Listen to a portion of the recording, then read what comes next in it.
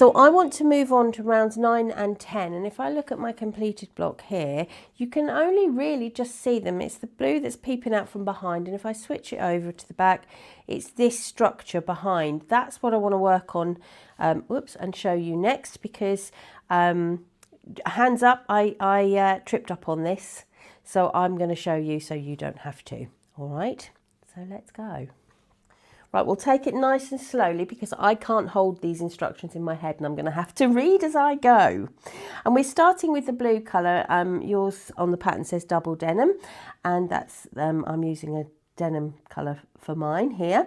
So I'm going to join the yarn into a double crochet that's made behind any petal made on round 6. So that's the yellow ones, not the green leaves, the yellow ones. So when I look at the yellow petals and I bring that forward, the double crochet is actually in the pale green colour here. That's what I'm looking for. So the white flower and the yellow petal are folded forward, and I'm looking for the paler green double crochet. That's where I'm joining my yarn. All right, and we're joining it in that normal way by pulling up a chain, and that's not going to count as our first stitch. I'm going to put 1 double crochet into that same place, into that same stitch. That's our first stitch right there. All right, that's our double crochet.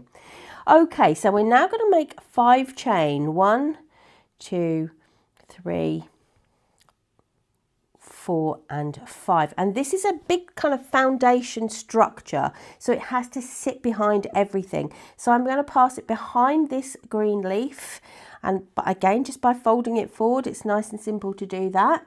And I'm going to put the next double crochet into that same the stitch that's in the same place as where we started. So it's that pale green one that sits behind the next yellow leaf.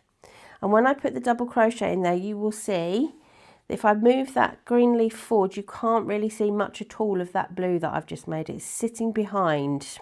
All right. Before we move on from here, we've got a little bit of work to do here. We're going to make those 5 chain again. 1, 2, 3, 4 and 5, but we're not moving anywhere. We're going to actually put a double crochet into the same stitch at the base here, and that creates a little loop.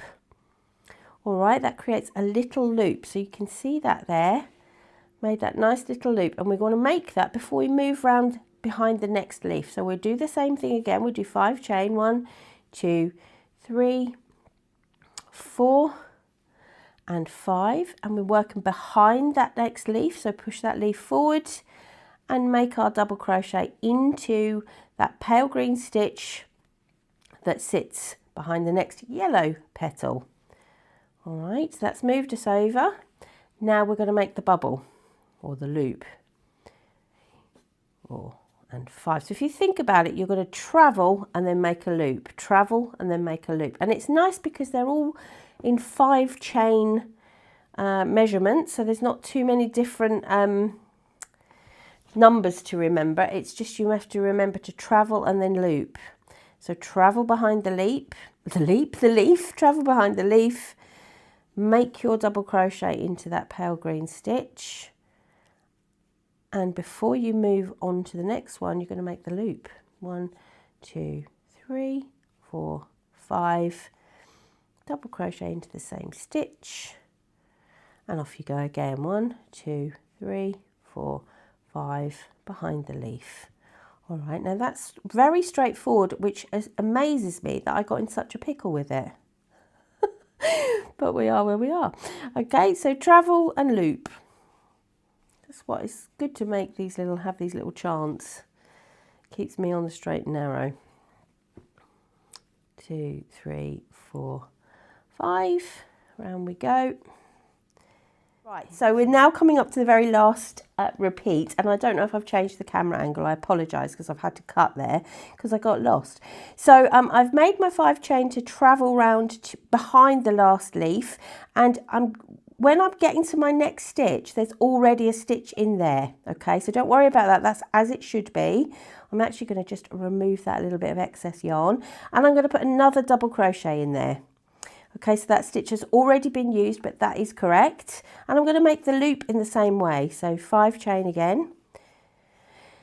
And this time I'm not putting another double crochet in, I'm going to just slip stitch into the top of that stitch that was already there to close the round. All right, not fastening off because we're carrying on in this colour. So that last one, do not panic, and I'm saying this because I did, do not panic that there is a stitch in there already. It's as it should be, and you are just going to complete your loop by slip stitching into the top of the stitch that's already there. So if I flip that over and show you it at the back, because we are going to carry on with another round in this, you will see that we have created the foundation, the first foundation of this blue yarn, and we're going to carry on building on that. And this next round is lovely because it's going to catch in the top of these petals and stretch them out. All right, so let's carry on. Right, so round 10, and this is the last one I'm going to show you on this particular motif, because from round 11 that you will be familiar with it from Daylily, and so do have a look at the green rounds for Daylily if you want to, from round 11 onwards of Anemone, because there's some little tips in there about using standing stitches for treble two together. But I think this one that we're now going to do is the last one we'll show you on this particular motif. So we have slip stitch to join into our last little double crochet there, and what I'm going to do to move me to where I need to get to, which is the center point of this next 5 chain, this is going to be where our starting point is of this next round, round 10. I'm going to make 1 and 2 slip stitches into those chains. All right, and now I'm going to put 1 chain here to bring my hook up to a good level, and now just make 1 double crochet into that 5 chain. So all it's done is it's moved me neatly up to the center of that 5 chain, and that is my starting point for this round. All right, so we're going to make 3 chain, 1, 2 and 3, and I'm just going to turn the work, because what we're going to do now is we are going to work through this yellow petal here and through this loop that we've made here. We're working all the way through both of those elements, and we're going to be working, the part that we're going to be working through on this petal is the slipped or the skipped chain. It's that turning chain. If you remember when we made the petal, if you can remember all the way back there, we missed the chain that was closest to the hook, and we made our first stitch into the next chain along. So that chain that we missed or skipped there, that's this one here, and we're going to use that now. So I'm using my hook to actually make the space in that little chain and put my hook all the way through it. And then my hook is also going to go all the way through the center of that little loop that we've made in blue behind. And into that, I'm going to make 1 double crochet. That's UK terminology, so it's single crochet if you are in the US or using US terminology, and making 5 chain again. I'm going back through those 2 places again to make a loop. So back through my yellow petal and through my blue loop and make a double crochet. That's a UK double crochet, and what you'll see is it has caught in and stretched out that yellow petal and made a little loop at the top that we're going to work some stitches into in our future rounds.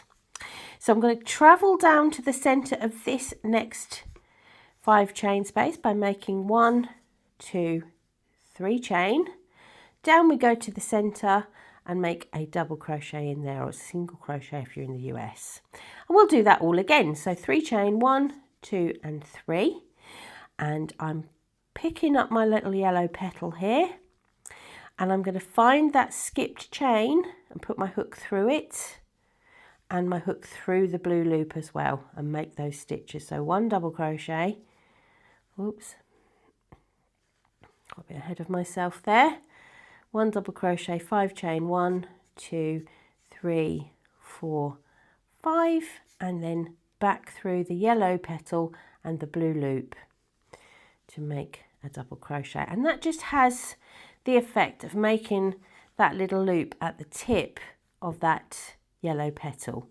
And that's what you're going to do. You're going to go round and just add to that structure that you've already made.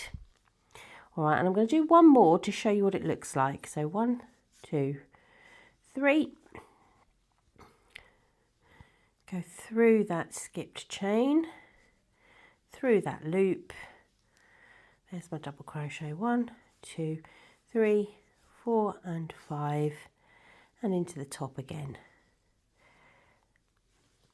1, 2, 3, and I'll just finish for now by putting a double crochet in there.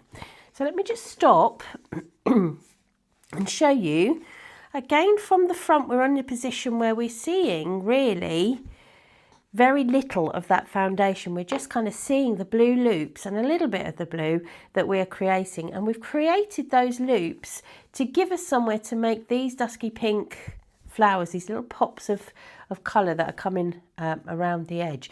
But it's all going on the back. So if I show you the back, it's beautiful. It's a feat of engineering is what it is. So we've created this lovely structure which sits out nicely. If I kind of pull it out, you will see the structure that is working behind those leaves. Okay, and don't worry about the leaves themselves, because if you look at our anemone block, you will see they are caught in the final round of the blue. So as I said, I'm not going to go over any further rounds here. You've got these nice dusky pink rounds to go, and we've kind of covered something very, very similar in Daylily.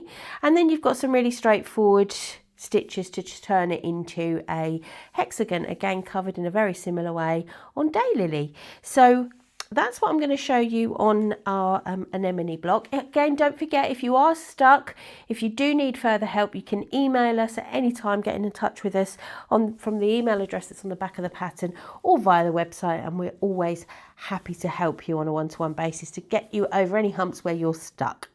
All right, but for now, I'm going to leave the anemone block there, and I'm going to have a little look at Rambling Rose.